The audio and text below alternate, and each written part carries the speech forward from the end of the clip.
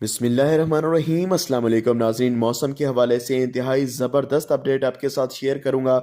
Weather lovers, برائے مہربانی موسم کی دنیا سے ہر لمحہ باخبر رہنے کے لیے چینل کو سبسکرائب اور ویڈیو کو لائک ضرور کر دیں، بہت شکریہ۔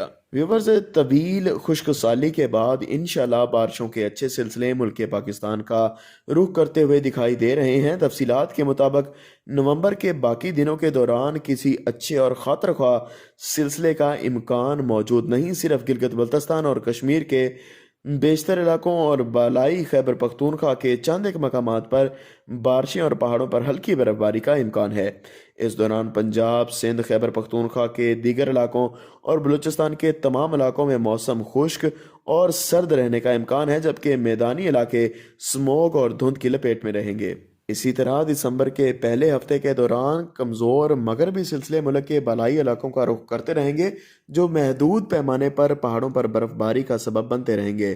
ویورز، 9 سے 10 دسمبر کے دوران 15 دسمبر تک مری، راولپنڈی، اسلام آباد، ہیتا پوٹوہار، اٹک، چکوال، جہلم، سیالکوٹ، نارووال، حافظ آباد، منڈی بہاؤدین، لاہور، گجرانوالہ سمیت ننکانہ صاحب اور دیگر شمال مشرقی پنجاب اور چند ایک وسطی پنجاب کے علاقوں میں گرج چمک اور تیز ہواؤں کے ساتھ کہیں ہلکی تو کہیں تیز بارش کا امکان موجود ہے، اور چند ایک مقامات پر یالہ باری بھی ممکن ہے۔ اس دوران خیبر پختونخوا کے بیشتر علاقوں، پشاور، بونیر، مردان، سوات، چترال، مالاکنڈ، دیر، بنو اور ملحقہ علاقوں میں گرج چمک اور تیز ہواؤں کے ساتھ بارش اور پہاڑوں پر برف باری کا امکان ہے۔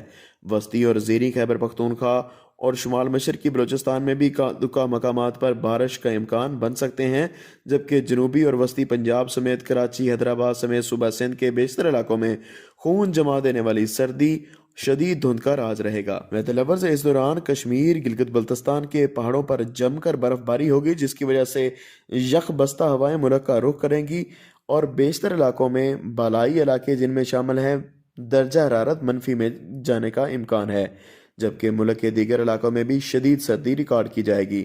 حاضر ہوں گے نئی رپورٹ کے ساتھ، اجازت دیجیے، اللہ حافظ۔